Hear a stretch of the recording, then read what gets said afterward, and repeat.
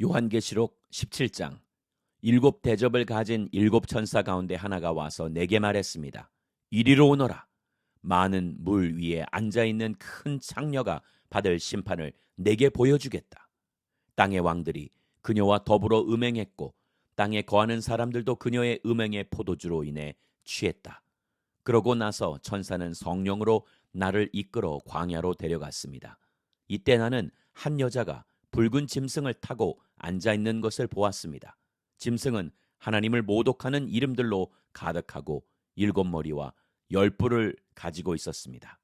여자는 자주색과 붉은색 옷을 입고 금과 보석과 진주로 꾸미고 있었습니다.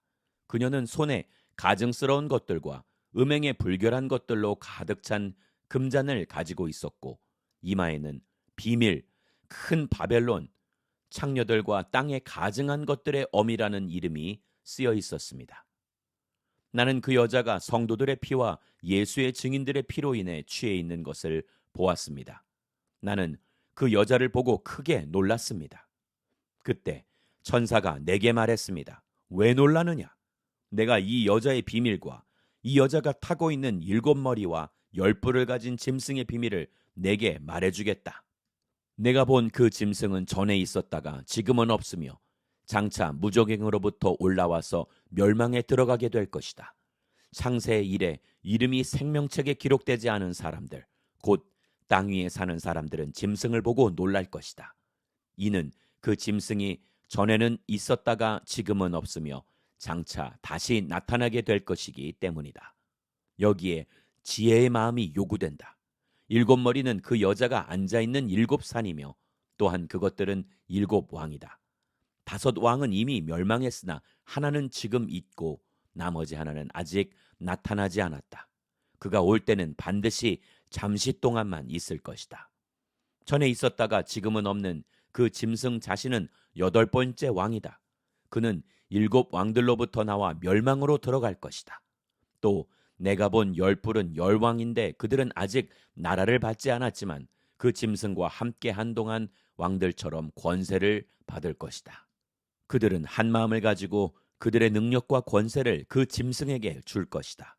그들은 어린 양을 대적해 싸울 것이나 어린 양이 그들을 이길 것이다. 이는 그가 만주에 주시며 만왕의 왕이시기 때문이다.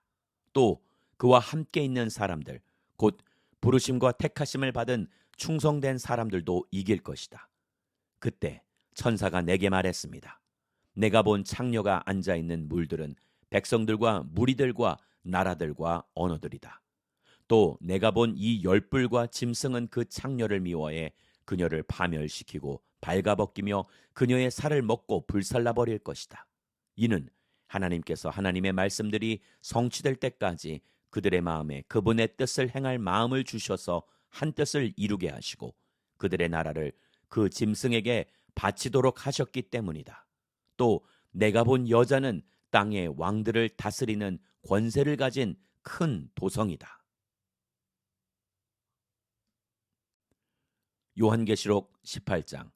2일 후에 나는 다른 천사가 큰 권세를 가지고 하늘로부터 내려오는 것을 보았습니다. 그의 영광으로 인해 땅이 환해졌습니다. 그가 우렁찬 소리로 외쳤습니다. 무너졌다.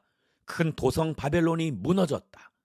바벨론은 귀신들의 처소가 됐고 모든 더러운 영의 소굴이 됐고 모든 악하고 가증스러운 새들의 소굴이 됐다.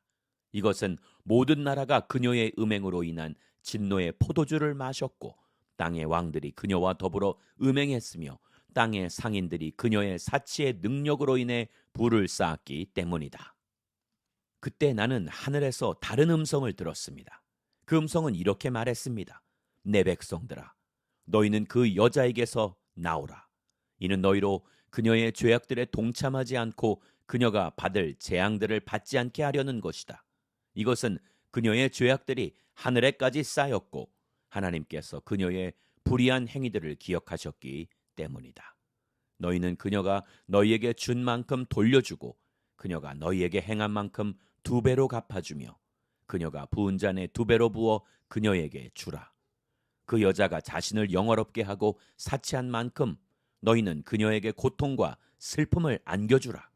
이는 그녀가 마음으로 말하기를 나는 보좌에 앉은 여왕이다. 나는 과부가 아니며 결코 슬픈 일을 만나지 않을 것이다라고 하기 때문이다. 그러므로 그 여자에게 사망과 슬픔과 기근의 재앙이 한날에 임하고 그녀는 불에 타버릴 것이다. 이는 여자를 심판하시는 주 하나님께서 강하시기 때문이다. 그 여자와 함께 음행하고 사치하던 땅의 왕들은 그 여자를 태우는 불의 연기를 보고 그녀를 인해 울며 불며 슬퍼할 것이다. 그들은 그 여자가 당하는 고통을 무서워함으로 멀리 서서 외치기를 재앙이다, 재앙이다, 큰 도성, 강성한 도성 바벨로나, 내 심판이 한순간에 몰아닥쳤구나 라고 할 것이다. 또 땅의 상인들도 그녀로 인해 울며 슬퍼할 것이다. 이는 그들의 물건을 사는 사람이 더 이상 아무도 없기 때문이다.